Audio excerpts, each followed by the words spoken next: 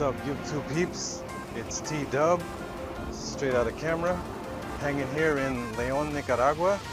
It's Semana Santa. Today is actually the first day, and this is the first time I've been to this event since I left the country in the 80s. So there's been a lot of firsts since I got back here. I just wanted to bring you up to speed on what's been going on with me and why I'm here in Nicaragua in general, Leon specifically. I've seriously been considering moving out of the United States. I've been looking for a place to move to, and I kept researching what place I wanted to go to. As most of you guys know, I was born here in Nicaragua. The ones that watch this channel, I've mentioned it many times. And I've lived in the United States since 1986. I never wanted to leave Nicaragua to begin with. But I was a kid, I had no choice. I didn't have a say in the matter, and I ended up in California, which wasn't the worst place to end up. I had a great life in California. I've enjoyed myself. But over time, life in California, specifically Los Angeles, taken a turn for the worse in many instances. Crime is out of control.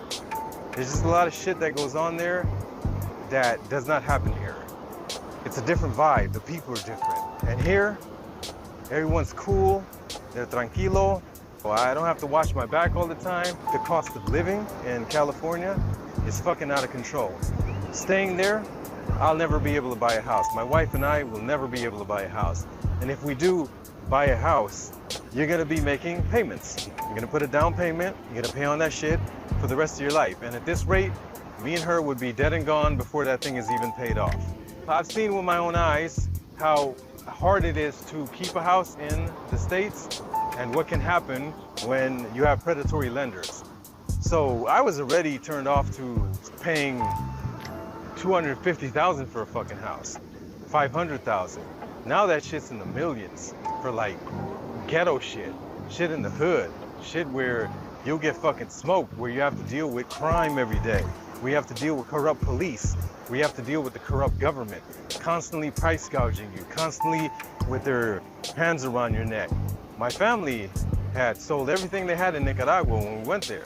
We sold our house in Puerto Cabeza. My mom sold her property in Corn Island, pooled all that money together, bought a house, only to have it be taken away. We lost it maybe, what, like 10, 15 years later.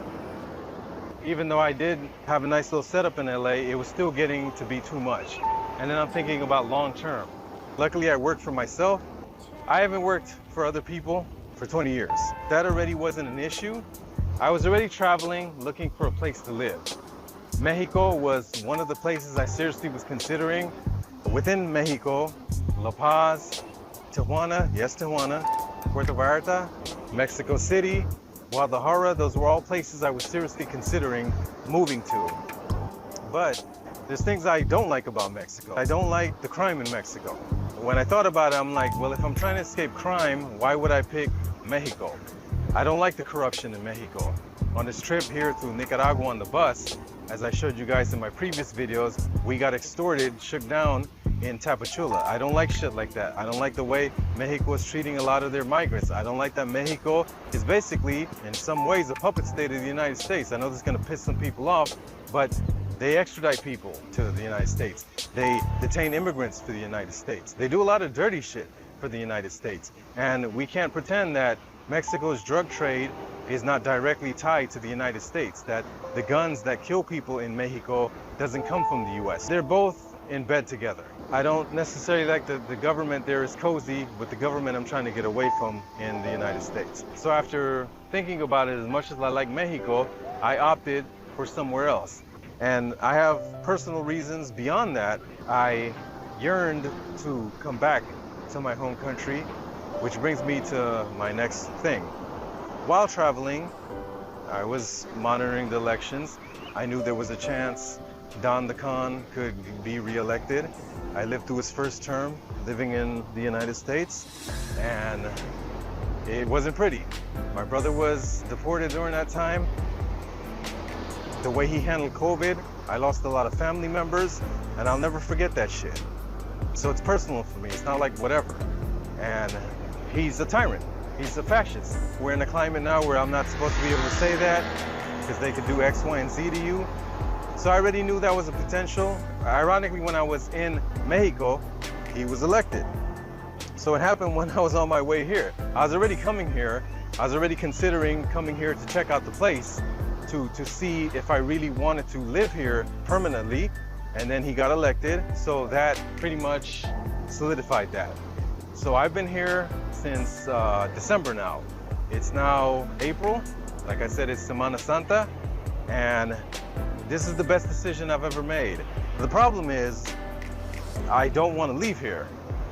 It's just, when I left the United States, I kind of was in a gray area in the sense that I didn't bring all my shit. I brought all the bare necessities, my laptops, my camera equipment, but most of my stuff's still back in the United States. If I do decide that this is the right fit for me, which so far, after being here for 4 months, it seems like it is, I'm going to have to go back to the United States to collect my shit. And under the current climate, I do not feel safe doing that. I know Trump is a tyrant. I know his government is fascist. And every single day, watching from abroad, all the shit he's doing, I don't like what I see. Those are all the reasons I came here. And I kind of got stuck here by accident. It's kind of like some people that were traveling during COVID, how they got stuck in the place they were. Well, I was already coming here to do my fact-finding mission, my research trip, which I was doing back in Puerto Vallarta. I was checking out La Paz. Again, I was seriously considering those places. And in each one of them, I was spending 6 months to a year to see how I liked it and if it was the right fit for me. That's what I'm here now doing in Nicaragua. Now, why Nicaragua? Like I said, I'm from here. It's a personal thing. Just like taking the bus journey all the way from Los Angeles to here was personal, because when I was a kid, I trekked all through Central America, through Mexico, to the United States. My uncle and I did it on foot. We would hitchhike in certain sections, and then we crossed the Rio Grande into the United States. It's always been a personal thing of mine where I wanted to come back here to Nicaragua the way I came, but in reverse. And this time I was able to do it as a US citizen, so I had all my paperwork. Not that in the 80s I didn't have my paperwork. My mom, my grandma, she had applied at the US Embassy in Managua for us to get asylum. So we did it all the right way, but I'm saying it's a different experience when you're going to a place, fleeing your homeland with just the clothes on your back, leaving your friends, your family, your house, everything you've ever had, everything you've ever known, everything you've ever worked for and built because of the Civil War, which is why we left, the Contra War in the 80s, versus going through borders as a tourist, which is what I did in the last few months. We trekked it all the way from Los Angeles, California to Arizona. We crossed over into Mexico in Nogales, went through Sonora all the way to Sinaloa, all the way to Mexico City, and then continued on to Oaxaca, and finally Tapachula, where we crossed over into Guatemala, went to El Salvador, and then trekked through Honduras. We didn't really stop there, and then we came here to Leon, Nicaragua. So it's a completely different thing traveling as a tourist versus as a migrant. So it's always been a personal thing for me to do the trip in reverse, and I'm happy that I finally did it. It was one of the things I had on my bucket list, and I finally did it. I've always been kind of salty that I had to leave as a kid. Many of my family members stayed in Nicaragua, and they never left. And for the most part, their life turned out pretty good. I'm not saying my life didn't turn out good in California. One of the best things to happen to me there was I met my wife. That wouldn't have happened if I wouldn't have went there, so I'm thankful for that. But there's always been a part of me that wishes I never would have left. I didn't get to grow up here. I left when I was 8. My teenage years were spent in Inglewood, California, and I didn't get to start traveling again until I became a permanent resident, at which point I hit the ground running, haven't stopped since. Or what I say, hit the sky flying. It's always been a personal thing of mine to come back here and be able to fulfill that part of me that I feel, that void that's empty, to be able to live here. Then I can't ignore that Nicaragua is just a fucking cool place. And it's very affordable, it's very cheap. And so I'll be sharing with you guys my cost of living here. It's been a long stretch since I've been here. I hadn't been back here in 9 years, but I have visited the country many times prior. and I've spent many lengths of time here. Never as long as this. Never with the trip being open-ended, where as I stand here right now, I honestly don't know when I'll go back to Los Angeles, if I'll go back to Los Angeles. Now, if I had my way, I fucking wouldn't go back. But like I said, I have stuff back there, and unfortunately, I would have to go back there to sort all that out. But if there's a way that I can avoid that, and I can work all my things out here, all the ideas I have, and making money, because again, I work for myself. My wife, she quit her job. She worked at a school, so summer should be off, winter should be off, spring break. So that allowed us to travel. But she quit. I convinced her to quit. It at first was a hard decision. She's been there a very long time.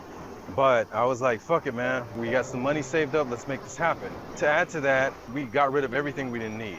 We made the jump. Something told me like this was the moment to do it. And on our fact-finding mission in Mexico, checking out those places to see if those were a right fit, the orange tyrant, Felon 47, came back into power. His regime came back into power. So it all aligned, and I'm glad I'm here because every day I see things I don't like. I'm not rocking with any of that shit. And if any of you are watching this and you have a problem with that and you're a Trumper, whatever, man. Don't let the door hit you on the way out. I don't give a fuck. It's US policy in general. When Joe Biden was president, the whole war, or should I say genocide, on Gaza started. And that was the final straw for me, man. Enough was enough. I couldn't sit there and have my tax money paying for that, knowing that I'm supporting that kind of thing. That was my push, man, those things. It was like, I gotta get the fuck out of here. So when Biden was president, my wife and I packed our shit and we got the fuck out of there. And then bad went to worse. And I voted for Biden. I voted for Biden because I didn't like the other guy. Biden was a huge disappointment. The other guy, he's taking that shit to the next level. And I'm sorry, I'm just not gonna co-sign genocide. I've had that kind of shit happen to my people, so that's why I'm here. Nicaragua is a beautiful place. The cost of living here is cheaper. I can actually buy a house here. Now make payments like straight hand cash and have a very nice house for $30,000.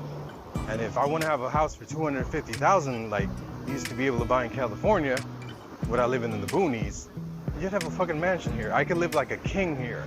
Like right now, currently, just when my wife and I splurge with the place we have, we spend $1,000 a month for the two of us. And I'm gonna break that down in other videos, show you what we're paying for rent, show you how much we spend for groceries. If you want here, you can spend as much as you spend back in California. But that's not what I'm trying to do. In California, in Los Angeles, I didn't spend a lot of money. My wife and I lived a lot simpler than most people do. But I did drive a Mercedes-Benz at one point. It was old, it was used, but I don't have that here. So all the costs associated with that, maintenance, insurance and all that, I just take public transportation or we walk. That's another thing too. I've been able to get a lot of exercise here and lose a lot of weight. Back in LA, I wasn't walking, man. You drive everywhere. Not that public transport there isn't available, but there's so much crime and fucking mayhem and drug addicts and stuff on the public transportation that you don't want to take that shit. Otherwise, I would. I'm impressed at what LA has done with their public transportation as far as connecting the whole city. You can get anywhere you want to. It's just not safe. Here, it's a different story. The quality of life here is better. So I take public transport. We have a very modest place. Food here is cheap. The vegetables, fruits, they're very cheap. If you shop at the local market, it's cheap. Eating out is cheap. It could be expensive, but it depends on where you're going. Of course, if you buy canned goods from the States, certain products from the States, it's more pricey. Canned goods here are very expensive. Again, I'll do a deep dive and delve deeper into the cost of groceries and what we spend and what's cheap and what's not. We've done an experiment where we spent money wherever we wanted, went out and ate wherever we wanted without any concern for how much it cost. Pretty much went out every night, going to the bar, taking taxis everywhere. Our budget was $1,000 a month for both of us. When we kept it minimal, not like we didn't do anything, we still went to the movies, we still went out to eat and whatnot. We were just more conscious on how often we did that. And we cooked at home more. Then we are able to survive here on $600 a month. I'll repeat that, $600 a month. You can't find a fucking apartment in Los Angeles for $1,000, let alone $6,000. Now the spot we're at, They have rooms that range from 180 to like 240 to 300, which is what we're paying a month, all the way to 500. I think that's the most expensive unit they have there. And that one has 1 bedroom, huge living room, huge kitchen, balcony, all that stuff. Nice room. Most people, when they touch down in the country, they don't have a place to live. So they have to stay in a hotel or a hospital until they figure it out, until they find a place. Luckily for my wife and I, we had stayed at this place 9 years ago, back when we were in Leon last. We already knew the owners, we already had the whole setup, we knew the pricing, and amazingly, in 9 years, the price hasn't really changed. It went up by like maybe $1. It's fucking crazy, dude. I've been coming to Nicaragua now for 20 years, and I first came to Leon in 2011. That's why I picked Nicaragua. I'm from here. There's a personal void that I'm trying to fill, which is to live here. Since I was robbed of that, I feel I was robbed of that as a kid. And then the cost of living, the weather can't be beat. The weather's fucking nice. And it's like this every day. Yes, it's hot, but I love hot. I don't love cold. In LA, the weather's all over the fucking place. There used to be a time in Southern California where you could peg the seasons. Now though, it's all over the place because of climate change. And when it gets cold in LA, it gets cold. And then it'll get really hot. Here, it's just hot all the time, even if it rains. Unless you live in the mountain area, that's the only place that might get chilly. But here in Leon, which is one of the hottest cities, second hottest city, it's just nice weather. Nice beach weather, the people are friendly. That's why I picked Nicaragua. Why did I pick Leon? I picked Leon because it's a big city with a small town feel. It's the second biggest city. There's roughly 250,000 people here.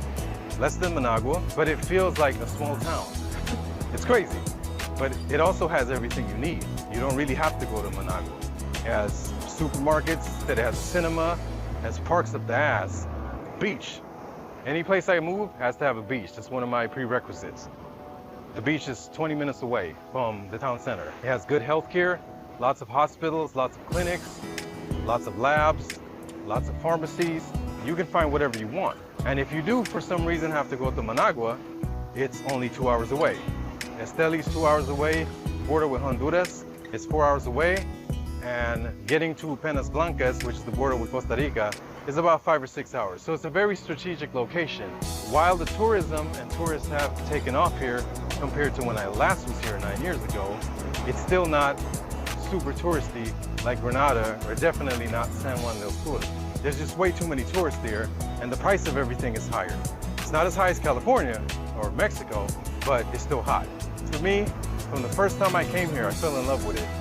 And I'll be honest, I was in love with Grenada, but I don't like the direction Grenada has went in. They've completely doubled down on tourism. It's not the chill place it used to be. All the restaurants are pretty much the same now. They're all geared towards Americans, Canadians, and Europeans. It's pricey. The food all looks the same. It's not even Nicaraguan food. They're just serving American knockoffs. And then as you're walking, you can't even just walk and enjoy the place. All the touts will come out and harass you and try to get you into the restaurant. They just put the menu in your face. Well, I don't like it. It's not the vibe I'm trying to see. Grenada was a serious option for me at one time. It no longer is. And I was hoping when I came back to Leon that this place hadn't changed. And luckily, it hasn't. It's still just moving to the beat of its own drum, just like I am. And that's what I'm looking for. It's chill, it's low key. Everyone's family oriented here. It's a student town, and I like that. It being a student town is a cool thing because it just adds an energy and a vibe to the place that some other places in Nicaragua don't have. There's always people coming and going, and it also makes rent affordable. Since students don't have a lot of money, they're always renting places to them for $150 a month, $300 a month. And that's where people like me benefit. So it's awesome. That's why I'm here. I just wanted to bring you guys up to speed on why I came to Nicaragua, what I'm doing here, why I picked Leon as the place I want to live.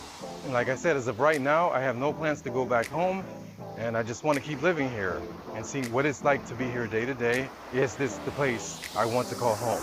Not just Nicaragua, but Leon. And so far, I'm happy to report, yes. Follow me on my journey, like and subscribe, and I will keep you guys updated. And if you're interested in doing something like this, or you have any questions, I'll help you out if I can. I'm also in the process of updating all my paperwork. Since I am Nicaraguan, I have to get a cedula, and I have to update my Nicaraguan passport because it's expired now. So that's going to be a process. When I was in Los Angeles and I last tried to update my Nicaraguan passport, the embassy had told me, the consulate at the time, that they no longer could do it because Nicaragua had changed the birth certificates. Like they standardized all the birth certificates to look the same. So now I have to go and have my birth certificate updated, which is very interesting to me because your birth certificate is your birth certificate. They have a new format now with a barcode and they all look the same. And I understand what they're trying to do. They're trying to standardize it since my country has a very tumultuous history. There's been dictatorships, and then there's been revolutions, and there's areas like the area I'm from Zelaya, that doesn't even exist anymore. Now I'm from the Northern Autonomous Region, which is RAN, R-A-A-N. That didn't even exist back when I was born. And then there's some people who are born in houses without a birth certificate. Some people are born in hospitals. Some people are raised by people that aren't even their parents. It's a very mixed match patchwork of shit. So they're trying to get everybody on the same thing, trying to get everybody a settler, trying to bring everybody into the 21st century. I understand what they're trying to do. So to do that, I have to be here.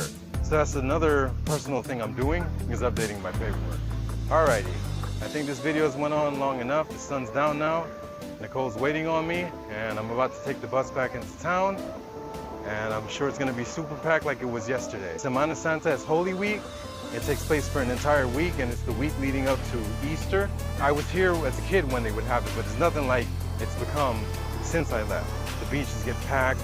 People from all over neighboring towns come into the town with the beach. Basically, the destination is the beach. Since Leon has a beach, a lot of people will come from Chinanega, they'll come from Managua, they'll come from Granada, Masaya, all over. Where I'm from in Puerto Cabeza, people from all the surrounding communities will go to that town because it has a beach. So I'm happy that I've been able to be out here for that. I'm happy I was able to finally celebrate Christmas again.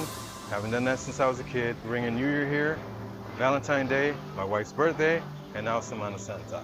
If you're thinking about moving abroad, specifically if you're thinking about moving to Nicaragua, but even if it's not Nicaragua, I just want to show you guys what it's like to move abroad and that it is possible. I work for myself. I'm not a wealthy man. I've always been a budget traveler. I live like that in Los Angeles because when you work for yourself, you have to watch what you spend. So I don't spend money on a ton of shit. First of all, I'm not into a lot of materialistic stuff. I'm not that kind of person. A lot of YouTube channels, when you watch people make videos like this, they have money. You'll watch their channel and what they consider budget travel, they're talking like, oh, my rent's $1,200 or $2,000. I bought a house for $500,000, it's cheap. I'm not that kind of guy. This is straight up budget shit. Like I said, right now we're living on $600 a month. I don't believe we're lacking for anything. And the most we've spent so far is $1,000 a month. Some people that's not doable, that's crazy. But if that sounds like something you're into or that might fit your lifestyle and how you live, then please subscribe to my channel. I'll give you guys an insight into everything that's going on here and show you just what it's like living here. I didn't come here with a big family, it's just my wife and I. We don't have kids, we don't have dogs. My daughter is 27 now. It's just us. And we're pretty low-key people. There's ways we live that some people don't, but if this interests you, follow me on the journey. Alrighty, let me wrap this up. Peace out, T-Dub. Straight out of camera.